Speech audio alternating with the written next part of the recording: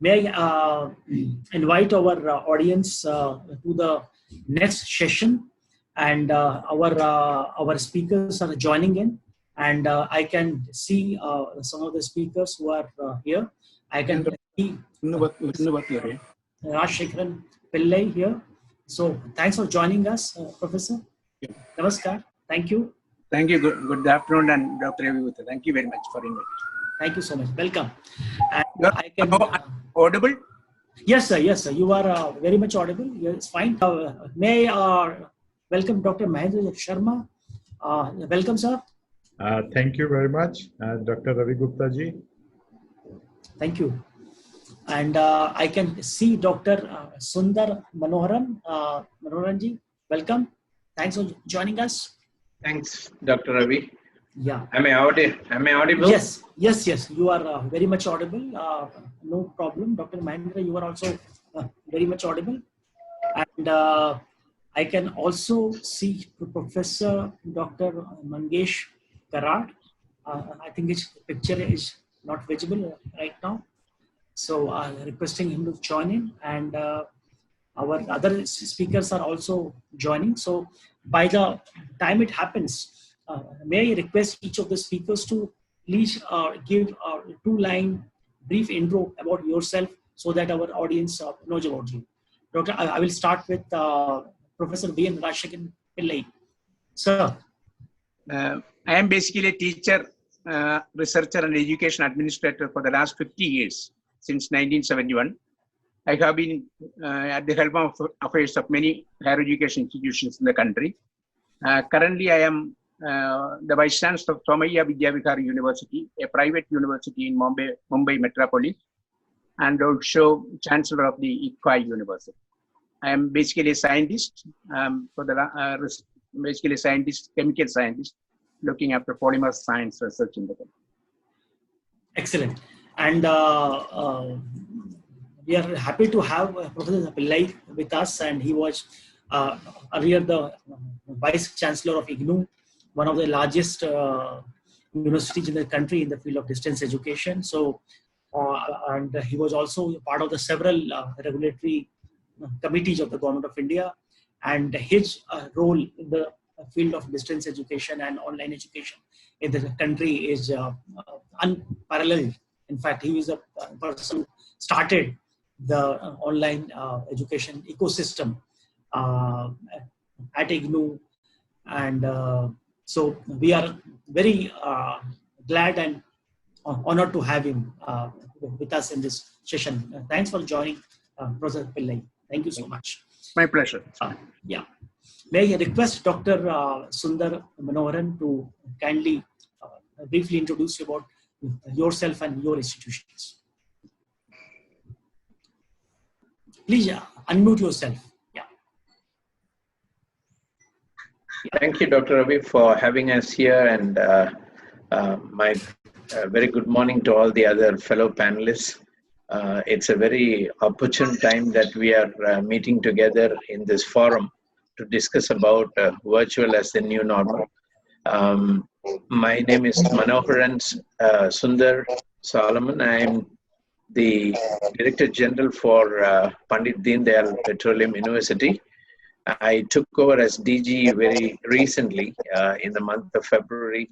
Prior to that, I've been the Vice Chancellor of a couple of universities down south in Coimbatore, Karunya, and in Satyabama University of Chennai.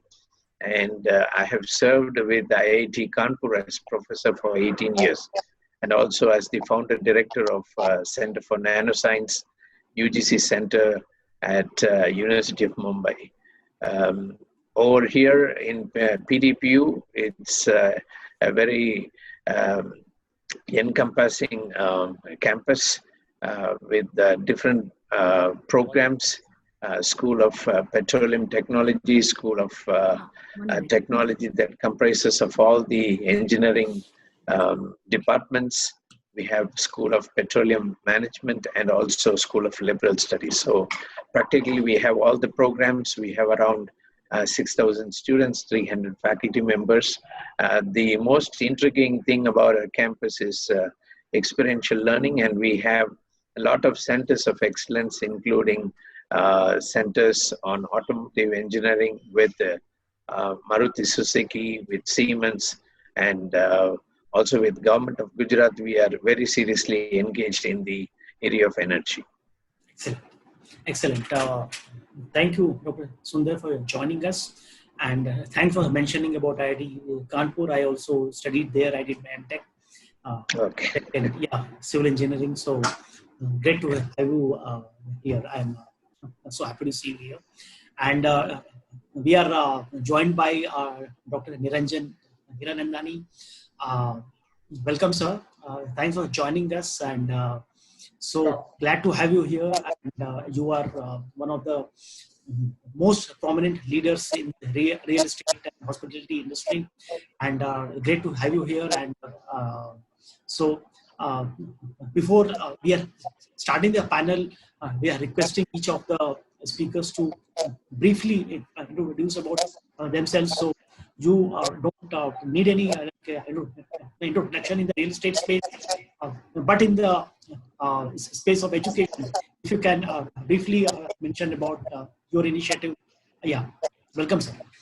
Thank you very much. Thank you, Mr. Dr. Ravi Gupta.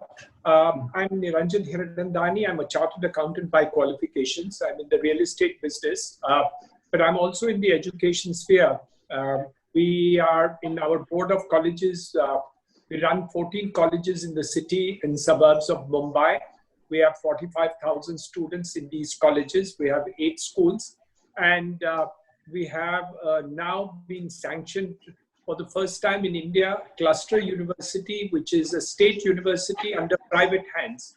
So this is the first time, and I've been appointed as Provost by the government of Maharashtra and the panel board of the HSNC University. So I'm into the education space also in that sense of the term of being able to do, and I also head ASSOCHAM, which is the industry body which looks after the business of industry, commerce, and especially SMEs in this country. So we have a lot of... Great. And thanks, Dr. Hiranandani, for joining us. I think your experience and in the industry and your experience in the field of education is like really valuable in this whole situation. May I request Dr. Mangesh Professor Mangesh to please introduce yourself. Dr. Ravi, your audio is not clear. Yes, I think yes.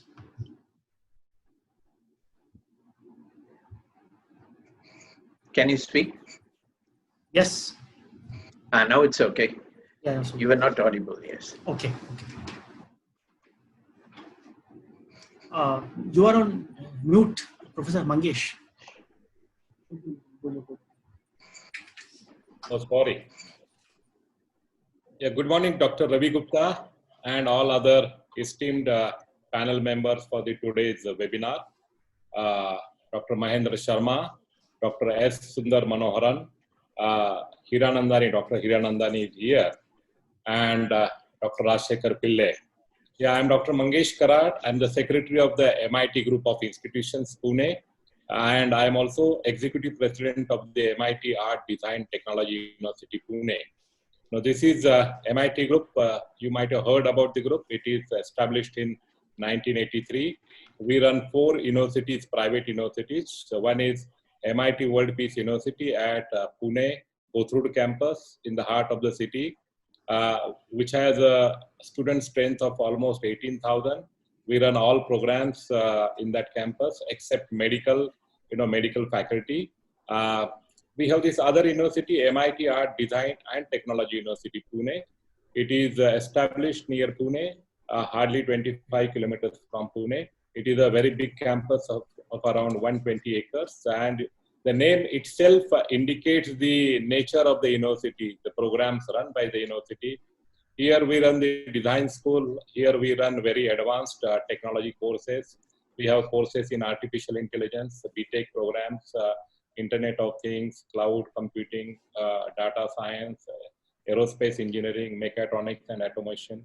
All, all new age university courses are are run in this university. We also run applied courses like marine engineering, BTech Marine Engineering, BSc Nautical Science, BTech in Bioengineering, BTech in Food Technology. So this is all application, applied technologies courses are run in this university. Similarly, we believe in liberal education, so we have made we have started the courses in fine arts, in performing arts, creative arts. We have a school of film and television. So it is a combination. We are trying to make the synthesis of liberal arts with a technology, liberal arts with a design education. So this is a new generation university where we have given emphasis on overall development of the students. So we have developed new initiatives like School of Holistic Development, School of Corporate Innovation and Leadership, by which we are making our students, graduates, trained we are giving them training as a global professional.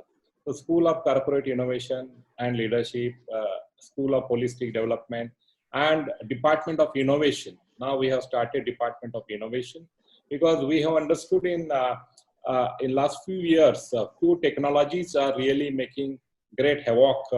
They are making disruptions in the industry, and because of that, the whole industry is getting changed. So we are going to give the emphasis on innovation. We are trying to create that culture of innovation in our university. So Department of Innovation is already established in our college, and we are trying to make the good combination of all the schools. They will work with the Department of Innovation. So that is our special initiative. So these 3-4 initiatives we have taken to make the university more, new age university, we can say. And we are confident that in coming years, the graduates of this university will really, they will really become the global professionals. So with that, this university started. We have other 2 universities. One is in Ujjain. I think I will request you. Yeah. Thank you. We are just having a brief intro, and we'll then start the session. So requesting Dr. Mahendra Sharma to just briefly introduce yourself, and we are going to start the session after that. Thank you, Dr. Ravi Gupta, and all the esteemed dignitaries who have joined this important webinar on new normal. I am Dr. Mahendra Sharma, and I am basically a professor of consumer behavior area. I have taught marketing for the last 2 decades. Currently, I am working as a Pro-Chancellor and Director General of Ganpat University. I had been into university administration since last 11 years. I have served 1 term of 5 years, and this is the 2nd term I am serving here. Ganpat University is among the top private universities in the state of Gujarat, as to say. And we have 18,000 students, 116 courses we offer. And there are certain models, industry models that we created. India's first Japan-India Institute of Manufacturing is housed at Ganpat University. We are the only marine college of the state of Gujarat with the biggest coastline. We have a pharmaceutical manufacturing unit inside our pharmacy college, tablet and liquid manufacturing unit, managed by our alumni. So there are certain unique features about the university. And in the nutshell, we are the university in the home district of Honorable Prime Minister Narendra Modi. So Narendra Bhai has been a regular visitor to our campus. So this is about us. Thank you, Dr. Ravi. Fantastic, fantastic. I think the range of speakers and institutions we have here is amazing, and thanks for joining us. And we have our industry speaker, Hemant here. Hemant, Sahal, briefly in 2 lines, if you could introduce yourself. Yeah. Thank you, Ravi. Hello, everyone. Really a pleasure to be with all of you for this discussion. I'm Hemant Sahal. I'm the founder and CEO of CollPoll. We are an enterprise technology player in education technology. We provide end-to-end comprehensive solutions to education institutions. And we're very proud to work with some of the best universities in the country like Ashoka, OP Jindal Global University, Manipal Group. And in the region of West, we work with D.Y. Patil Akuli, and we work with MIT Pune, Academy of Engineering, ACSC, and Avantika University. Thanks, Hemant, for joining. And the topic of this panel is virtual is the new normal, preparing for the future institutions. So thanks to the COVID-19, we are seeing that online is the life and blood of the universities now. And we are going to see that the COVID situation is still like going on. The numbers are still increasing, and we have still not a visibility when will the operations of a university will get normalized. So how is the online or the virtual learning edge coming inside the universities? How are the universities adopting it? What are the challenges and what are the opportunities? So I'm going to request each of the panelists to give initial comments for around 2 to 3 minutes max, and so that we are able to cover more questions. Yes. So requesting, starting with Dr. Sundar, if you can give your initial comments on the virtual learning as a scenario right now. Please unmute yourself, Dr. Sundar. Dr. Ravi, thanks and bringing me into this discussion first. You're a IIT Kanpur graduate as well, so you know the campus life. You know how it influences a person. It's much more than the classroom. So first of all, the virtual is it's a staggering proposition that we are facing, and thanks to COVID that we have been brought to this forum, and several interdisciplinary and inter-institutional collaborations are happening. A newfound relationship between academia and government is happening, which thus far has not happened in a big way.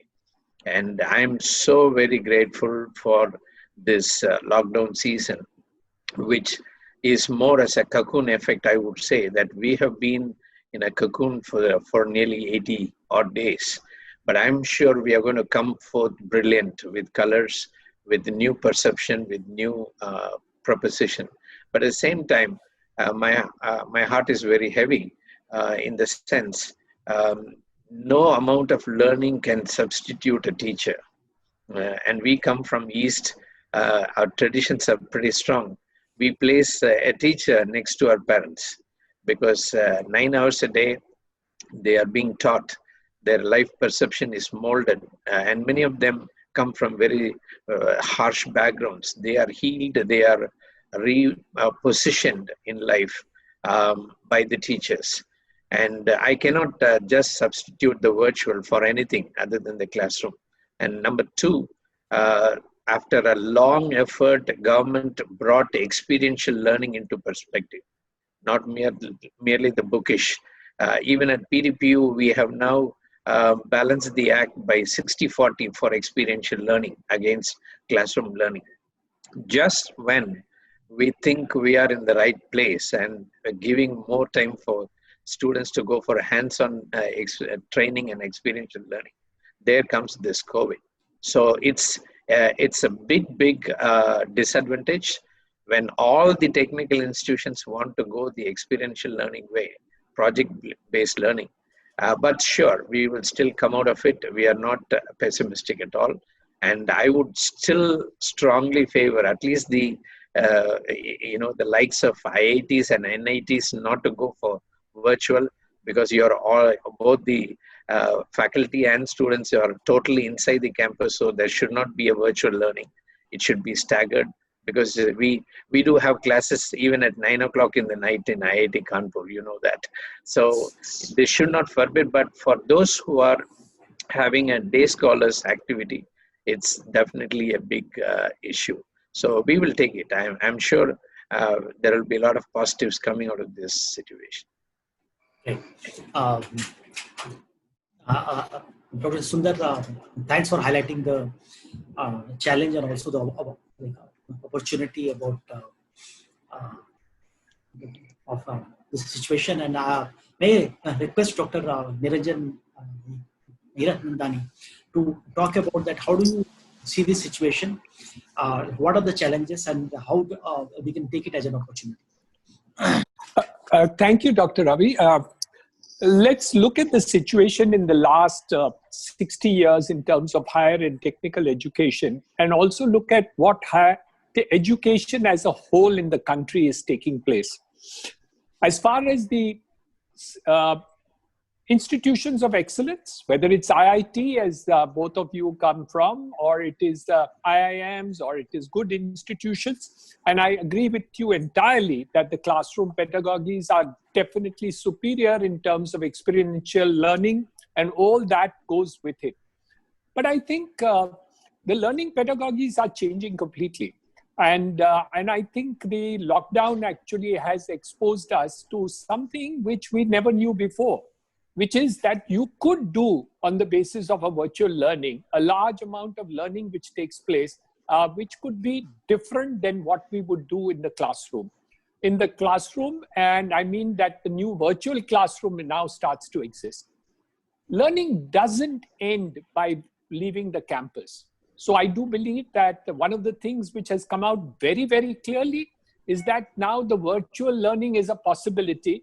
And that is something which is a new thought process which takes place. So whether it is institutions like the Petroleum or the IITs and all that, why are they limited to learning and teaching up to the graduate or PhD levels?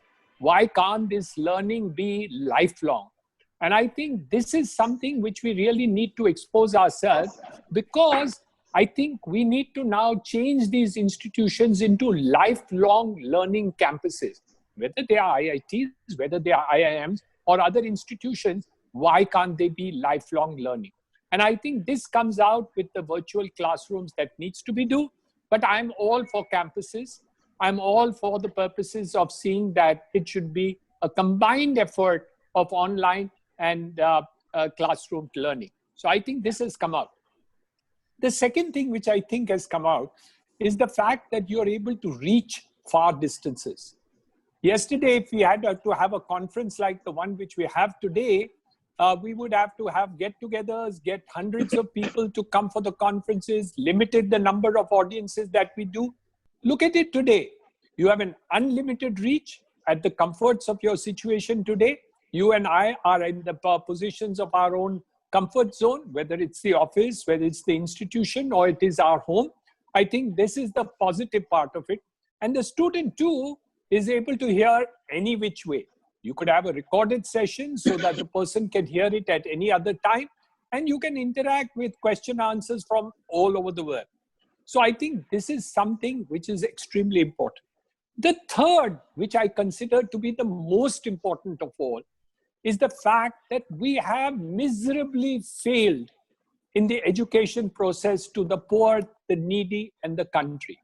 70 years of education, and people are not able to read and write when they are leaving their schools and colleges. The schools all over the country. I think this is going to be the new paradigm which will take place thanks to the COVID crisis. I think institutions of learning, whether higher learning, primary school learning, and other learning, will change. Pedagogies will change. The methods of teaching will change. The quiz method, the cartoon teaching, all the other things will happen both in the classrooms, which are going to be immensely wonderful. Hence, I do feel that the new thing is not going to be the virtual new normal, but it's going to be education for all, which was announced in 1992 by the government 28 years ago, but we haven't made headway. Similar to the fact of housing for all, which has been announced, but we hope that that will take place because I'm in that field. I pray to God that this happen. But I think the education through this virtual platform can take place in a many manner. A teacher can now teach thousands of people all over the villages, and an interactive session can also take place through this media because many of the good teachers don't want to go and teach in the villages. So what can we do? And I would love to put this question on the platform. Can we be lifelong learning and teaching institutions instead of finishing at the graduate, postgraduate, and the first job level that needs to be done? I think that's the first question. And the third, can we reach education for all immediately after this COVID situation? and make a program where institutions, and you all represent fantastic institutions. So I think you all are the right persons to actually take a view on this situation. Can we reach education for all in the next 5 years? Can we create platforms of excellence to do so? Not to mind, not to say for the least, the IITs, the IIMs, the Petroleum Institute, and all the other institutes, of course, will be there. And they should not be moved at all. The on-platform going to campuses should always be there. They are the institutes of excellence, research, training, and now manufacturing, as he mentioned just now, is going to be something wonderful. So I'm looking forward to the new world of what has happened. And if this COVID situation can make this paradigm happen, we will really look at it as the golden opportunity that came out and opened our eyes to a new vistas in education. Thank you. Excellent views, Dr. Niranjan, Hiranandani, and you have talked about education for all, and you have talked about lifelong learning. And this is the moment when both these issues have come up in such a big way to and they're hitting us daily. And IT is providing an opportunity to address both the issues which you have mentioned. So may I request Professor B.N. Rajasekharan Pillai, who has been the pioneer of online education in this country through IGNOU. So your views on this topic, Professor Pillai. Thank you very much, Dr. Ravi Gupta. Of course, we have been conducting large number of physical conferences along with Dr. Ravi Gupta since 2007. We had gone to different parts of the country, Dr. Ravi Gupta. We have also gone out of the country conducting seminars of this kind physically. I also see the eminent panelists, many of them, of course, I know Karunya from Karunya University, Satyabhama University, where I had occasion to visit. I am also, of course, now I am sitting in Cochin, but I am working in Mumbai now. Somaiya Vidyavihar University as its Vice Chancellor. Of course, let me congratulate you for today evening again. I am attending one of your webinars again. I am attending. It's very important that we get an opportunity to dialogue. We get an opportunity to interact. I have, of course, from Maharashtra, 3 institutions are here. From Gujarat, also three institutions are here, and representing the Western region. I see that only the private, of course, the private universities are presented in today's discussion. Of course, participants may be from all these things. So it is, of course, you have put also a very important question before us. Of course, you have stated affirmatively, virtual is the new normal. Of course, I am putting it differently. Is virtual going to be the new normal? That is probably we are putting a question in that. Definitely, of course, I endorse all the views expressed by the earlier speakers. I don't want to repeat on such points. And virtual learning, Dr. Ravi Gupta, you have promoted in a very significant way. You have promoted. I have also collaborated with you as Chairman of the Distance Education Council, as Vice Chancellor of Indira Gandhi National Open University, as Secretary of Science and Technology, Government of Kerala, you have come to Kerala, and also in Somaiya Vidyavihar University. But when we talk about virtual learning and online learning, just look at our country. Of course, you mentioned, I initiated the online learning, some programs and all that. Look at online learning all over the world and in this country now. You know about the Harvard MIT collaboration, and edX have brought out the complete content of all the courses online. It started in 2002 officially, but they've started researching on it from 90s onwards.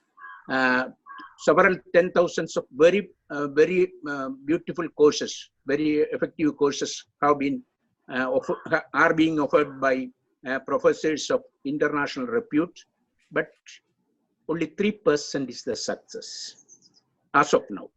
As of now, I am not saying that they are not good. Only 3% students complete these courses. I am telling about the Harvard MIT courses, which we might have gone through it.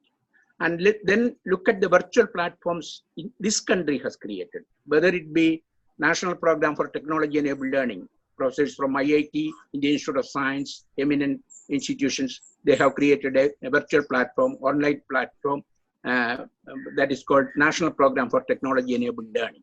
These are the official government platforms. Then, of course, the open universities are there.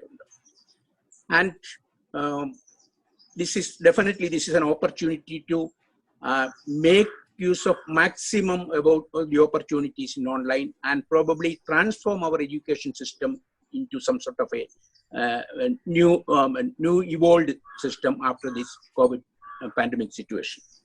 And in this country, not even one degree is offered online. Please understand. Not even one degree in this country is offered online as of now. I'm saying one degree, not maybe a certificate course somebody may be offering, but not even one full degree is offered online in this country as of now. Of course, we had a lot of discussion. I was also heading the University Grants Commission for some time, Vice Chairman, and also Chairman. I was heading the University Grants Commission. And then, therefore, we have to think about, when we think about, of course, online education is happening in a very significant way. For example, here I am sitting in Kerala. 9.3 lakh students, even they are sitting and every day they are undergoing the classes here right from school onwards. But ultimately, it has to, probably we have to transform we have to make use of this opportunity to transform our education system. I have been a teacher. Of course, I mentioned my background is as fellow of the National Academy of Science and also an experimental scientist. I definitely will not vouch for the entire virtual or anything. I also believe that technology cannot teach. Only teachers can teach. That's very important. I'm not saying against technology, but teachers have to understand what is the appropriate technology they have to use. They have to be mastered in application of technology in teaching their subjects. What is precisely required? I have been telling to Dr. Ravi Gupta about this. Discipline-based ICT technology pedagogy, subject-based ICT pedagogy, that is what is required. So then we should also ensure that the statutory authorities, the regulatory authorities in this country, whether it be the state governments or the central governments, whether it be ACT, UGC, whatever Distance Education Board, whatever it may be, they have to ensure that these degrees are, they should be given opportunities to get the degrees if somebody wants. And then probably we are not going to replace the complete physical education system. We should not even think about it, and nobody should think of substituting the educational infrastructure in this country or the classroom interaction in this country by a way of virtual experience only. But this has to add on. So the systems need to be in place. Teachers, of course, we also know about the different universities in this country. Just look at three of us in Maharashtra. 3 different types of universities. D.Y. Patel, it's a different type of university. Somaiya, Vidyavihar, it's a different type. We are 70 years in education. It's a different type. The Hyderabad institution where the Provost is here, Hiranandani. I have visited all their colleges when I was heading the National Assessment and Accreditation Council. It's a cluster university. These are all experiments. And then we look at 50,000 colleges in this country. There are also 23% of the colleges which do not have even 100 students, and maybe one teacher. So this is the mammoth diverse size of the education system in this country, and therefore we have to make use of technology in a very contextualized and focused way. And this is an occasion. Now we are interacting. We are all interacting. Governments are changing their opinion. For example, UGC first started, somebody can take 20%. Earlier it was like that, 20% online courses they can take. Now they are thinking of 40% online.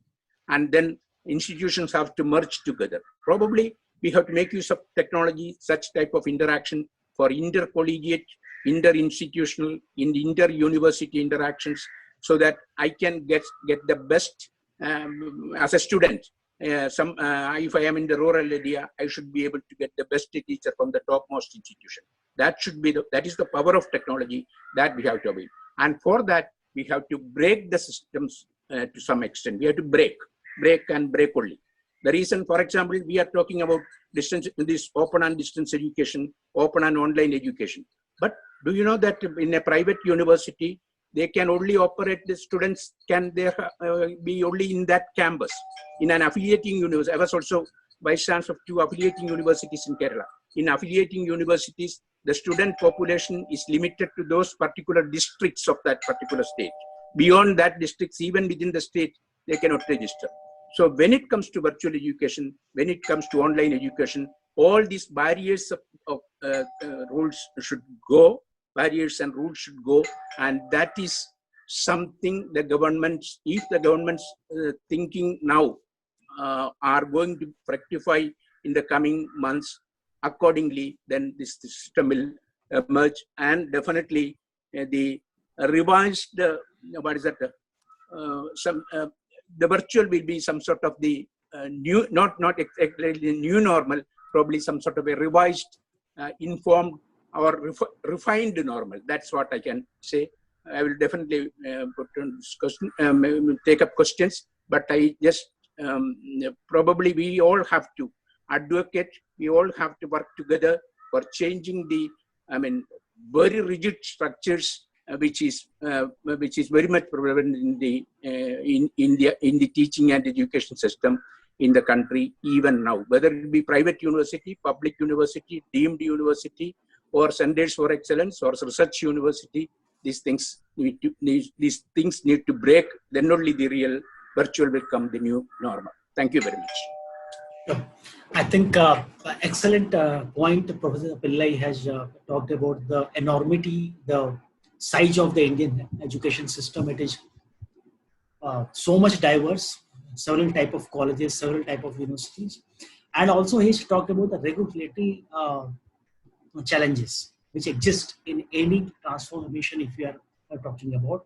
And he's also talked about virtual as a question. He is saying that virtual will take over, but it is it's still a question, which is a question, of course. So requesting Professor Mangesh Karat to give your views on the, and I think instead of repeating whatever the others have said, I think I will request you to take over from wherever the other speakers have gone to. Yeah. Yeah.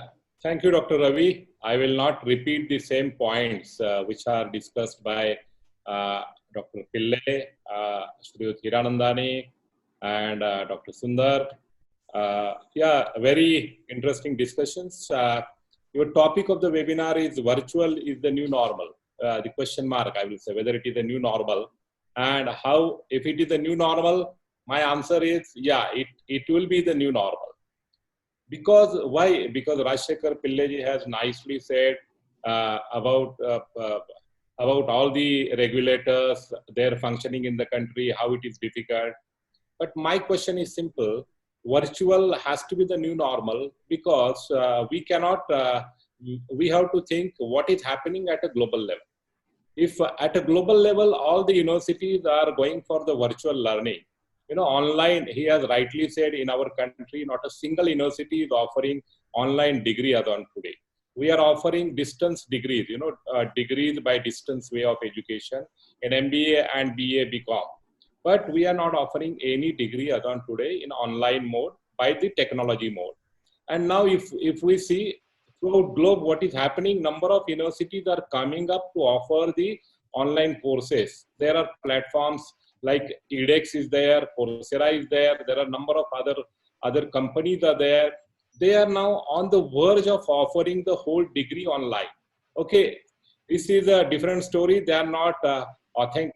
They are not approved, or they are not, authorized to give the degree. But now the technologies have developed to such a scale So they can offer the online degrees in collaboration with the local partners. So suppose tomorrow some university from USA, if that university partners with a local industry, virtual labs are there, and n number of options are there. The Facebook is there. Facebook is one sort of a classroom. Now we are webinars. Our number of attendees are attending the webinar on the Facebook. So that is also one sort of a mass classroom, we can say, and that is the lecture is recorded. So in my opinion, virtual will be the new reality. We have to see for the next what is the best solution, best practice, rather than we have to go for the next practice. And that has been the trend of the society. We always go for the next practice, next best practice. And now when the whole world is moving towards the virtual online education, online degree universities, I was seeing on the internet that day, one person is establishing one university in USA, University of People University, and all faculties, they are going to contribute. The teachers are going to contribute to that university free, without any remuneration, and that university is going to degrees at $100 per student. So that can be disruption. New disruptions will come in the education, and we can't stop those disruptions, because our government, if our government wanted to protect that, they can't do that. You can't prevent any graduate, any youth of the country by if he want to take some degree, online degree of a foreign university, you can't prevent him. Finally, he's going to work in some industry. So virtual education, virtual universities, virtual schools also will be the new normal. We have to prepare for that. All the institute has to prepare for that. Now we are only talking about the best practice, how we can deliver the right education in the right way. Right way is by the right technology. I will say we have to change the whole perspective, and the whole perspective has already changed because of the technologies. Education industry 4.0 has already changed this scenario. Because of that, education 4.0 has come, and because of this new technologies, I think whole globalization is taking place. The field of education is becoming more and more flat, more visible, more transparent. We can see, and access is possible. Transparent visibility is there. Any youth of my country is able to see what is happening in USA, what is happening in the UK. So this more transparency has come, and it has come at such a fast rate. So we can't hide the things. So we have to go for the online universities, online schools also. Now, if you see the Baiju app, Baiju app is most famous in our country.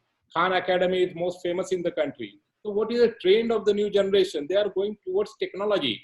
We can't say blended is required. Yeah, blended is required, but they will learn by anyhow, by different ways. It will not be necessary to come to schools only. The new format of a university or school may come. There may some other type of institutions will come up. Some clubs will come up for socializing people, to learn from our colleagues, etc. What will come? What sort of disruption will come in the education? I think no one really knows. We are moving through different phase transit, and technology is really making the havoc. The technology, like all the Facebook and Reliance has made a tie-up with the Facebook, and now they are going to deliver the whole kirana by the way of that new technology, or by the new business model. So no one and that company will make a turnover more than Walmart in coming 10 years. To build the Walmart, it took, I think, more than 150 years to build the Walmart, and to have the turnover of $500 billion or maybe $600 billion. But Reliance can easily cross that turnover in coming 15 years. So that is a new business model which has come because of this new technology. When the company, 150-year company, can be surpassed by a new by the use of the new technology, then why education? How education we can protect? We can't protect education field. And as rightly said by Hiranandani, people, all government, they are, bound to give the education at a lesser and lesser cost, population is growing. So the government will adopt the policies which are in favor of the society. They can't say ki we want bigger institution charging bigger fees. That will not happen. The society. I'm still here. Yeah. The government will certainly change the norms. They will be compelled to change the norms, which will be in the interest of the society. So technology is for humanity, and education sector will not escape from this sector, even though we want or we do not want. We have to adopt the new technology. We have to adopt the next practice, not only best practice, next practice, because business is running with the next, next future technology. So education has to switch over to that. So that's what I want to say. Thank you. Excellent inputs, Professor Mangesh, and you have highlighted that how the game has changed, and you compared this whole situation about Walmart to Reliance, and same situation may happen in the education sector, where the new wage of teaching and new wage of doing things may actually change the whole scenario. So may I request Dr. Mahendra Sharma to give your views on this briefly? Yeah, thank you, Dr. Ravi. In fact, all the panelists have highlighted several aspects of the impact, what we call as a new normal. But I would like to use a term called coronization of higher education, because this is what precisely has happened. World has seen paradigm shifts in societies and businesses forced by unprecedented events and circumstances, leading to experimentation around new ideas. So Indian universities, when all of a sudden a lockdown came, they migrated onto the online mode, a virtual mode, more by force than by choice. And I have coined a terminology as a concept of 5 V's. And we say it is now a virtual classroom, virtual labs, virtual libraries, virtual faculty, and virtual universities. So coronization has given us 5 V's. But while this all of a sudden migration happened, it so happened that faculties were not trained to teach online, but they had to teach online. And the students were not ready with the learning online, but they had to learn online. So it was like the enabling technology was not in place, but the human spirit took over. And as Indians, we did very well.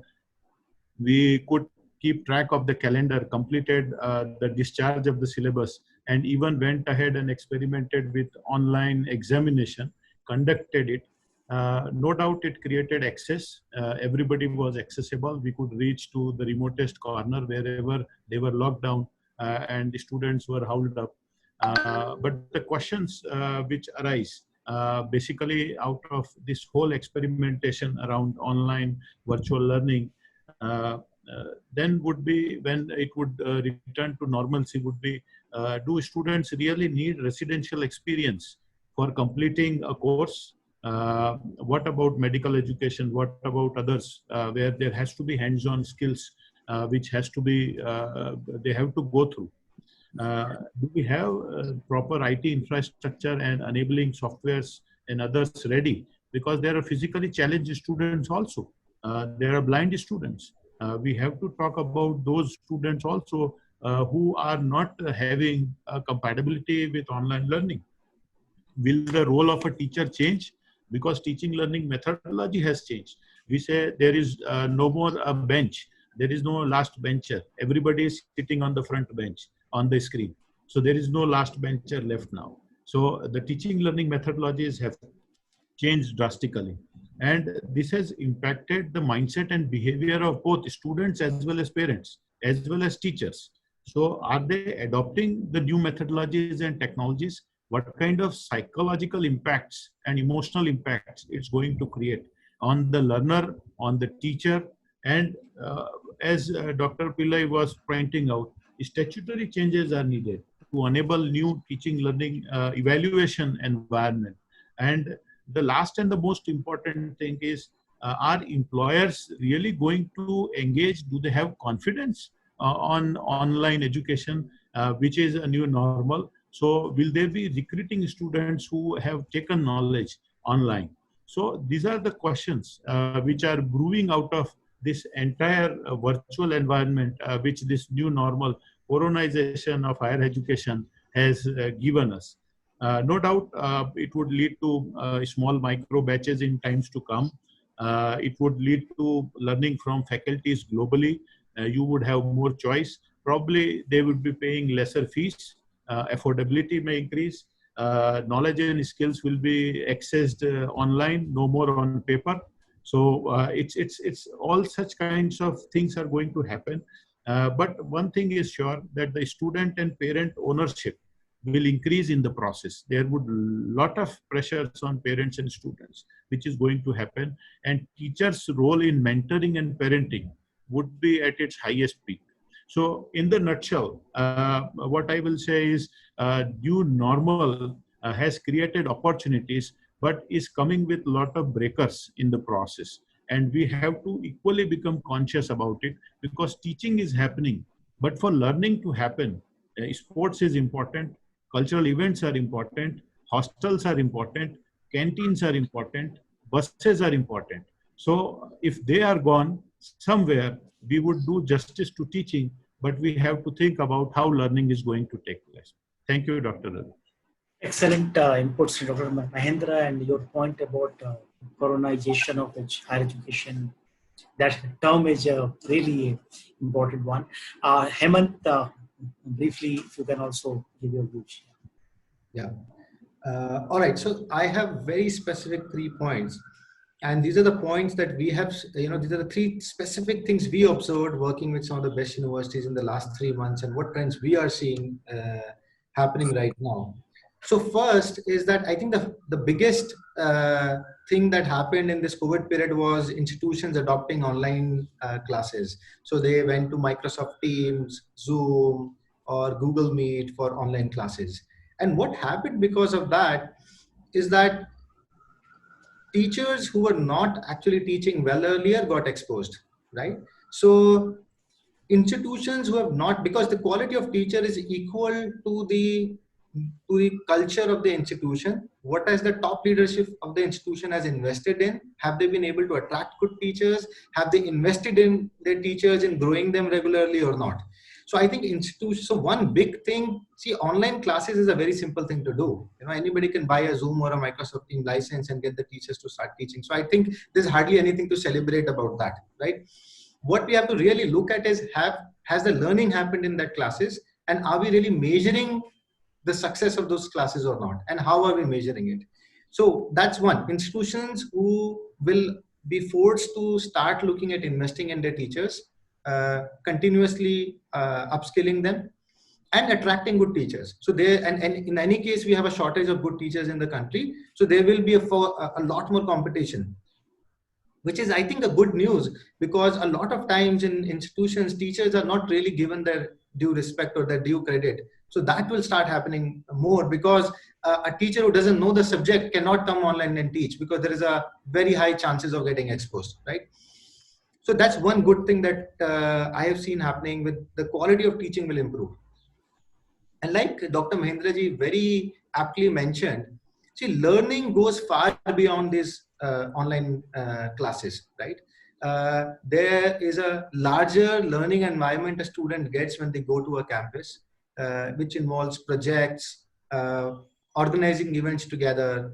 There is a huge learning curve around accommodating and being with people who come from different social and economical and regional backgrounds.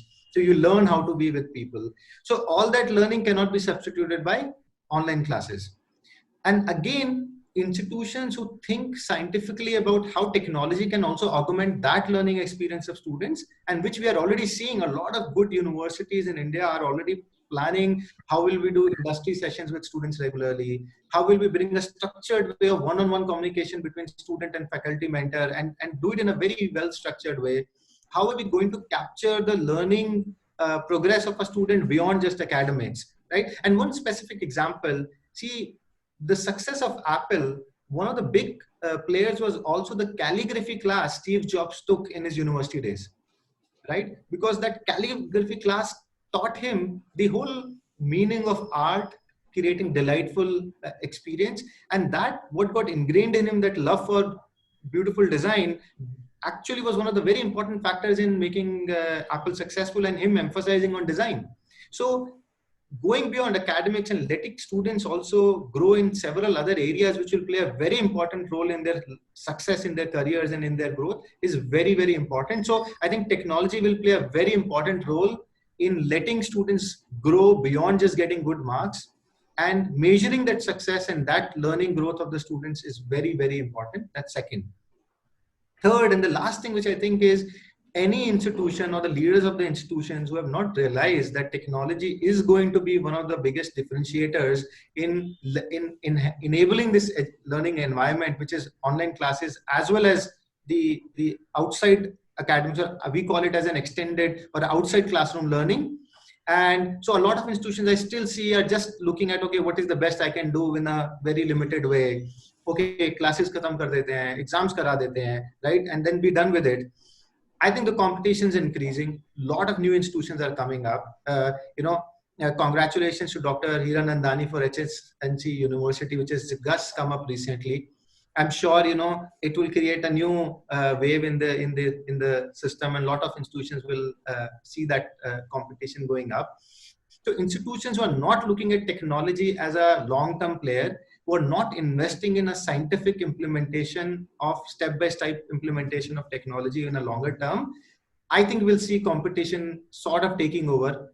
They will be on the wrong side of it, and they will see student enrollments going low, the placements and employment opportunities going low, because like I think all the panelists mentioned, online universities are not far away. I think one of our premium partners, OP Jindal Global University, has already launched an online degree a few days back with Upgrad.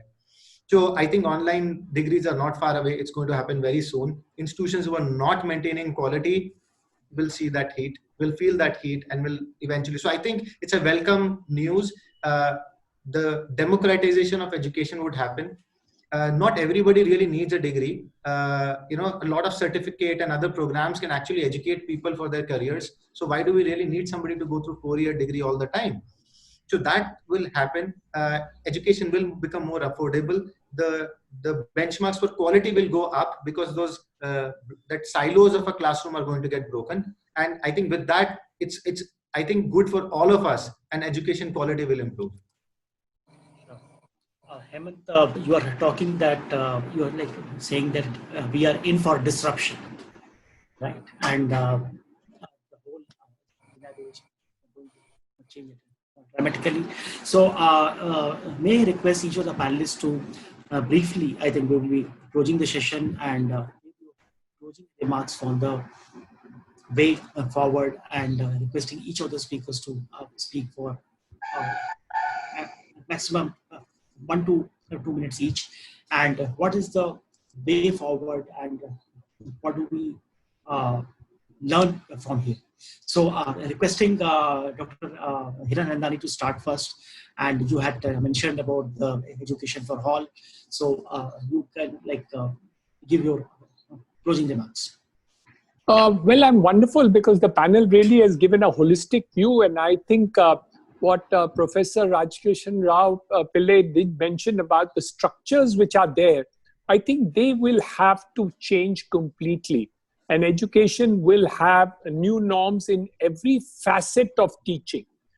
Number two, you're bound to have continuous learning. With disruption, not only by COVID in terms of the education space, but also disruption in the economic space, is requiring new learnings to come up as far as the situation is concerned. The third part, which I think is the most important part of it all, is what was just mentioned by Mr. Sahal, that you don't need degrees everywhere. You will have certificate courses which will take up, and me at 70 years of age will also take a certificate course today if I want to learn something. Why not? And this is going to be the new norm. So the new norm is not only in the online and other teaching, it may be on the campus or offline, or a combination of both the things, but continuous learning is the new wave that I think the world is going to come up. whether it is Khan's Academy or any other system that is going to be there, which is there. But the other part, which probably we have not touched, is the skill sets. The skill set segment is going to be as big as the normal higher technical education. So if I'm going to have 45,000 students in my colleges, I will have to have 45,000 students in my skilling programs also. And I think Mr. Karad has definitely indicated the type of skill sets that they are doing in terms of individual courses that he's taking. So I think the challenges are many, but luckily the availability of technology and the availability of pedagogies, it's here for us. We are fools that we don't use it. I mean, we would be shirking our duty in life if we did not use the technology platforms, if we did not weigh the part, and if the government continued to strangulate education to be able to reach to the poor and the needy and the people, and the outreach is not taking place. So I think the future is very bright for Indian education, and we can be back to the Nalanda of yesterday and be the touchstone and cornerstone of education into the world. Otherwise, you'll give it to the Chinese, and we'll have to go to China to learn this also, in spite of the fact that we don't like them. Great. Thanks for highlighting this. And as you mentioned, China, like it was an irony actually. That irony is that when the COVID situation started, we heard that started in Kerala, and the students who had brought it were actually studying in China, and like they're studying what? MBBS. Like we can't teach MBBS in India, is it? So like thanks for like highlighting. And today we are talking about Make in India, and I think we have to talk about educate in India, and we have to encourage all our education ecosystem players, like all the private university. I think Professor Pillai mentioned that I'm seeing a lot of private universities in the agenda, and one of the cautious regions why we at Elets thought about it, that the private universities need a lot more help and a lot more regulatory support to handle this situation.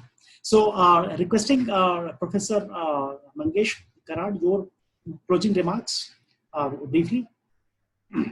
Yeah.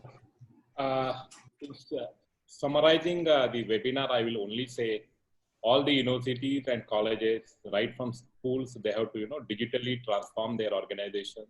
They should have very solid learning management systems in place at the universities.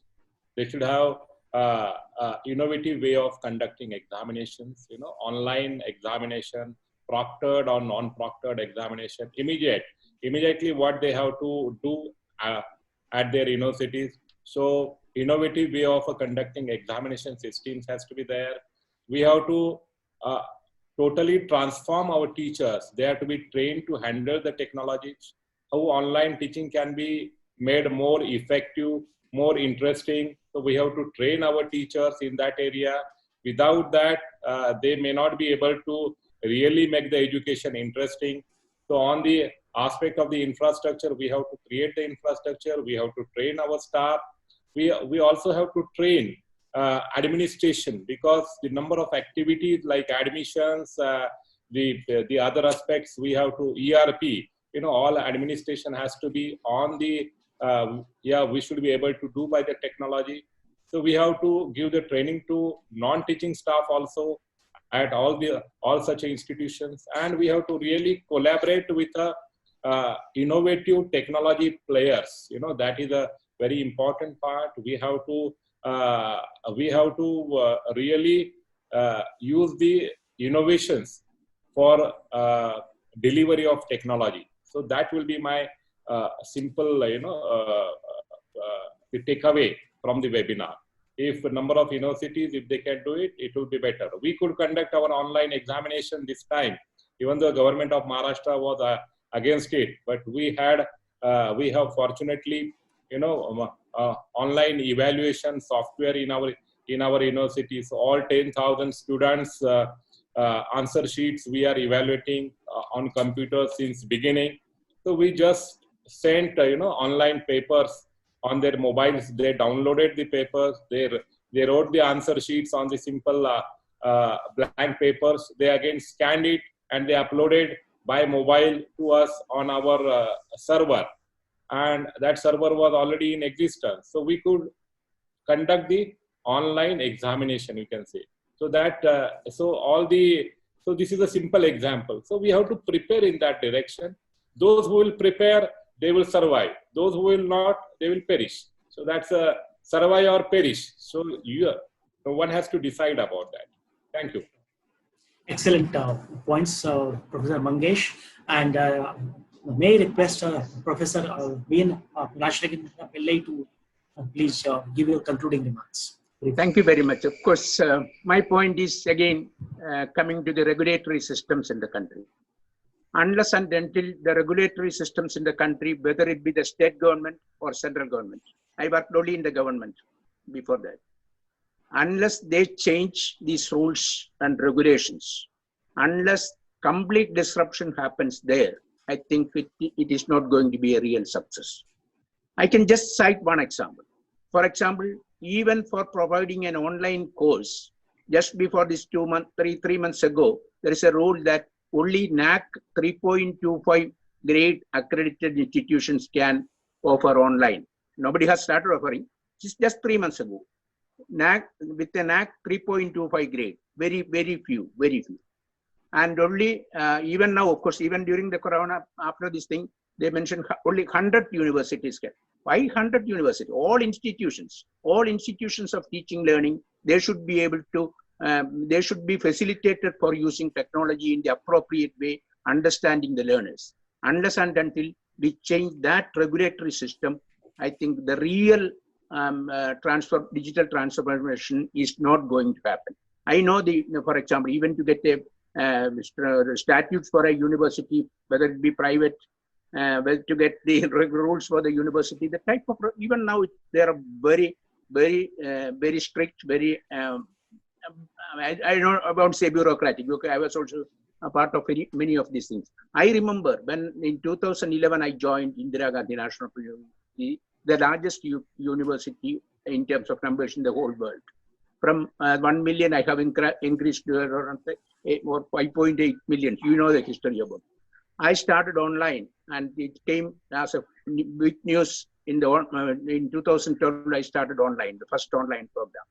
2000, it became as a big front page news on all Times of India, all papers and all that. I had to stop that. Online degree at the later stage. I had to face a lot of trouble on that also. You probably, some of you know the history of the service and all that. So this is the real thing. Even an open university, for example, similarly, even an open university, which is open. I used to say open, a university, not only open university, a university should be open to ideas, open to people, and open to places. That was my definition when I said. So even an open university, they cannot offer a course outside that particular state open university. Central open university, can. See, look at the rule. Similarly, an affiliating university. I am sitting at a place known as Kottayam, Mahatma Gandhi University, Kottayam. I was the vice chancellor of this university also. We have 5 districts. We cannot have, for example, we cannot enroll a student who is coming from other than these 5 districts. There's such very strict affiliation rules. All these rules are there. If open university cannot be open to that extent, how can you limit online digital education to somebody sitting in Maharashtra only? How can it has to be universal? So my short point is, unless and until we break those particular such regulations, things will not come. But definitely, we have to ensure quality, and probably we are maybe survival of the fittest, we can say, but as a country, we are really not ready for the survival of the fittest. We have to make the others also fit. That's very important. It's not a socialist concept or anything, but we have to make others also fit to survive. That's very important.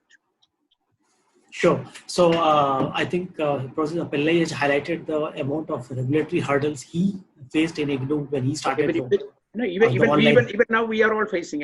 My colleagues in the panel will not object to any of these things. I know how much bureaucratic hurdles even now I am facing. I know the cluster university. I know the deemed university because I was chairman of the deemed universities committees in the country. I know I was in the committee member of the cluster university in Maharashtra. I know how much of things they are even now trying to strangulate or regulate. Of course, I am open. I don't have any. I'm a post-retired person. There's no point in saying. But unless and until we work on this thing, Dr. Ravi Gupta, I think it's difficult. That's very important. That's very important. And we at Elets have been trying to engage the regulators. Today also we had the Secretary of Government of Rajasthan in the inaugural, and the whole aim is to engage the regulators in this whole discussions, because there is a divide. There is a government and the private sector discussion and divide. The private sector does not understand government, and the government sector does not understand the problems of the private sector. So I think both will have to come on a table and discuss. And I have to also acknowledge that when we launched the Digital Learning magazine in 2005, there was nothing called digital.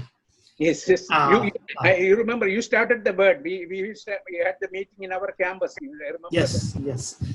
So he was the man who supported a lot being in IGNOU and being also in the regulatory ecosystem, and his contribution for the growth of digital learning magazine and also as Elets as an organization has been exemplary. So wherever we are, we have a important. We always remember the role played by Professor Pillai in the growth of digital learning and Elets. So thank you for all your support and highlighting the role of regulatory bodies in this whole situation. And may I request Dr. Sundar to please give your concluding remarks. Yeah. Thank you, Dr. Ravi. I thought we were going to have a lot of Q&A, and suddenly we are into a actually. So I stuck to your 2 to 3 minutes, thinking that we are going to go on discussion, but it's already into a conclusion. Anyway, I just want to tell a few things. Look, this should not stagger the entire teaching community and the accreditation process. After a long struggle, Government of India has brought all the institutions to be answerable, and they have set the NARF and NAC and everything in perspective, trying to bring a sort of a best practice among the educational institutions to stay focused in teaching and learning process as well as teaching and learning resources. After such a big struggle, only in the last 3 years or so, we are seeing some clarity in higher education teaching and learning. Now, this disruption due to Corona is definitely a bad news to all of us, because several institutions have plowed deep and wide into several aspects of learning, and suddenly to see a new normal setting in, again, it's going to take us topsy-turvy in this entire engagement. And I feel Corona is maybe a disruption at this point of time. But why don't we think that soon a vaccine would come and we would be sensitized enough to adapt to the new situation of distancing and so on, but still return back to the same place where we need to start. I feel that is the mindset we need to have, rather than get staggered and go for a detour and say, okay, from now on it's going to be digital. I would firmly resist if there is any opportunity I have in the policy making issues. I will stoutly refute this situation. But definitely, government also asked us to go for at least 15 to 20% of online learning courses to be credited, so that students can take SWAYAM courses and translate that into credits. Thanks to all this best practice which was lined up.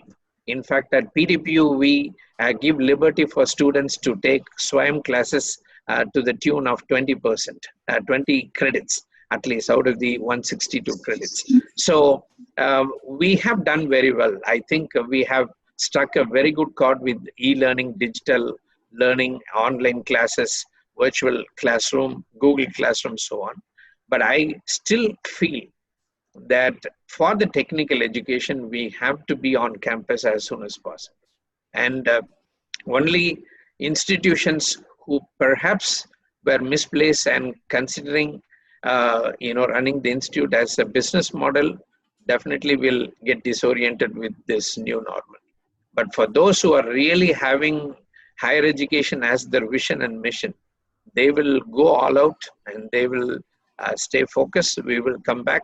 And we have, as a nation, we have had several disaster management in place. We have come back in a very big way. So Corona, I feel, although it has hit us very badly, in every form of life, but I think in the higher education, we should just keep our, rhythm. We should hold our breath for some more time, and then we should come back. But definitely, all that needs to be shaken has been shaken by this situation. And we will do the course correction individually and as a nation as a whole. But I'm sure the higher education system will come in a very, very big way with several new complementary initiatives. And I only feel that we should not give up totally into a virtual learning, but make it as a real add-on, so that we are there at the right place, and for the stakeholders, they won't have any regrets for whatever course corrections we are going to take. Thank you. Thank you, Sundar. I think that you have highlighted that we have to go for combination of physical and digital models, which is more of a blended approach. And thanks for highlighting that Government of India has in last 3-4 years taken steps to regulate and look at standards in the higher education sector. But I think the private sector is worried about this regulate, but not over-regulate or strangulate. So that is, I think, the discussion going on. So may I request Dr. Mahendra Sharma to give you concluding remarks briefly. Thank you, Dr. Ravi. And in fact, majority of the points which were highlighted, I would pick one point from Professor Pillai, that whatever has to happen, it needs to have political will and statutory clearance. Because in India, education still is surrounded by government 360 degrees. So there has to be a government will which will enable things.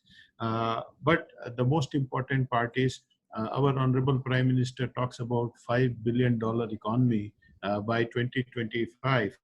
And countries like Australia, where $2 trillion is contributed by education itself. Probably this coronization has given us opportunities in terms of blended learning. Even if when we go back to our old normalcy, blended learning will not be foregone. It will remain as a permanent feature, because the tools which would be adopted and the evolution take place the learning won't be foregone. It would be built on. So an opportunity of engaging into blended learning. Second, opportunity for creating open educational resources, which Indian universities have not done so. So this has given tremendous opportunity for us to develop the content, develop open educational resources, and develop certain tools. Probably each one of us here would agree that every day we receive 1 to 5 mails from IT companies developing new softwares, new tools, and asking us to experiment with them. If our IT industry has given India a platform globally and has given us a visibility, this is an opportunity where we built on our prowess in IT sector and go to the next level and position Indian higher education into a global map. We simply quibble about that our universities are not there in top 200s or top 300s of the world.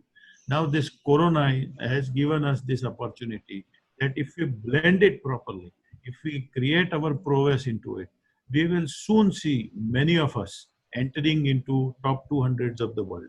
So legacy, which was working, won't work in this particular aspect.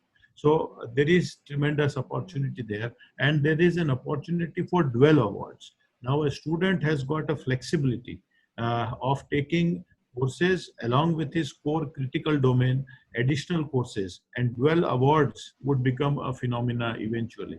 So what I feel is that this will have a permanent impression. It will leave its mark.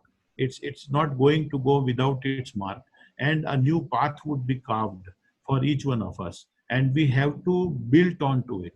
And that's where we should see the opportunity of it and start working closely with the government, with the industry, and at the same time retrain ourselves. So there is no harm in de-learning and relearning. So we should do some de-learning and relearning to ensure that our higher education becomes more beneficial and crosses our Indian borders and reaches the countries which have even not touched this virtual phenomena. So I see in nutshell a great opportunity of next level of evolution for higher education, with no doubt that government still would remain a critical component into this. Thank you. Thank you, Mahendra. Excellent input, indeed. And you have talked about that this can be seen as an opportunity for Indian higher education institutions getting into the top 200 league globally. And we have to explore both as a private sector and the government sector, how do we collaborate and do this. So Hemant, your concluding remarks, please. Thank you, Ravi. So just to continue on the point Dr. Mahendra said, so as CollPoll, we work with institutions in Africa, Middle East, and South Asian countries. So absolutely, I think India has a very good opportunity to extend its technology foundation and the quality of people who can build world-class products and actually go out to and build a good market for ourselves there. Absolutely. So I think definitely there's an opportunity, and we're already seeing that happening right away.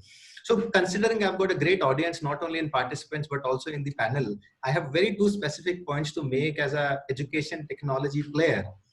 See, one thing is we really have to accept that technology implementation is not going to be easy, right? So as education leaders, all of us need to first accept and acknowledge this fact that forget regulations and others, even internally, there are a huge behavioral inertia that has to be addressed. There is going to be disruption in the processes, right?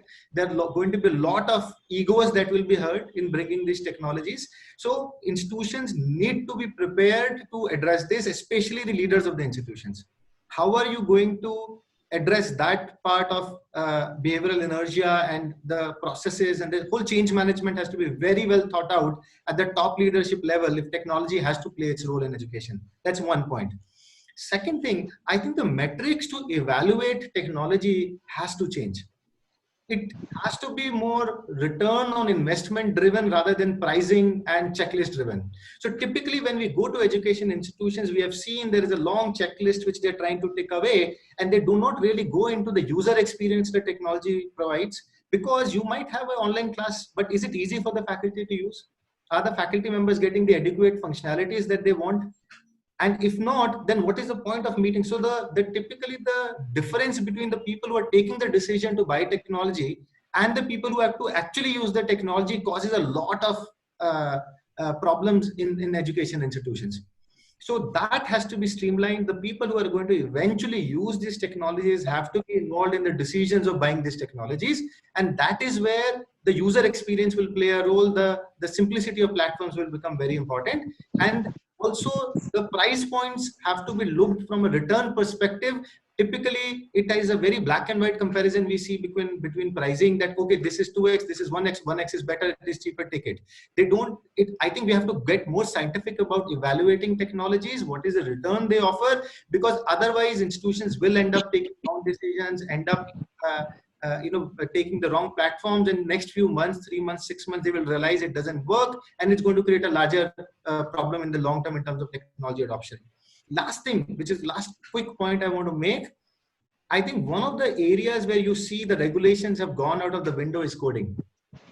When we hire students, we don't care which institution are they coming from. There are amazing assessments available. Within a day or two, I can get to know how good a student is in terms of coding. Then what happens because of this, we straight away, break all these barriers of which institution is the student coming from, because skills are getting measured appropriately, and that will drive that in the end, the hiring and the employment will be driven by the quality of the skills and the knowledge student has. And I think more and more industries are going to get into that direction. They will work around creating the right assessments to measure the knowledge and skills of the students. And as that happens, I think the dependence on a lot of these structured, regulated degrees will slowly go away. So today we have hired, and I have some of the people in the company who do not even have a formal degree, and we do not care till the time they're coding really well because they have the quality. So I think going forward, more and more of that will happen with the right kind of assessments being accepted by industry to check the knowledge and skills of the students. We will see more institutions providing skills and knowledge beyond the structured degrees. And I think that is going to happen in more and more, and it will happen beyond coding and IT as well. And institutions who will look at creating programs and certificates, courses around new skill sets and offering to students will see more uptake than the ones who stick to the traditional way of providing degrees only. Sure. So thanks, Hemant, and thank you all the panelists. I think this was an amazing session. We have diverse range of views from regulatory to the various other points about policies, technology adoption, and the opportunities this challenge of Corona is creating. And I apologize, Dr. Sundar, we could not have much more time. I would have loved to have it much more, but there are constraints. But I think the discussion was amazing. The points which have emerged are very, very important. And I thank all the panelists for joining us. I was personally honored, in fact, to have you all with us. And I look forward to having your presence in some of our future sessions like this. And I want to say thank you and namaskar to everyone. So, namaskar, Sundar, Dr. Hiranandani, Dr. Mangesh, Dr. Pillai, Dr. Mahendra, Hemant, and thank you so much. Thank you. Yeah. Thank you to all. Wonderful panel. Good to be there with all of you. Thank you. Thank you. Same here.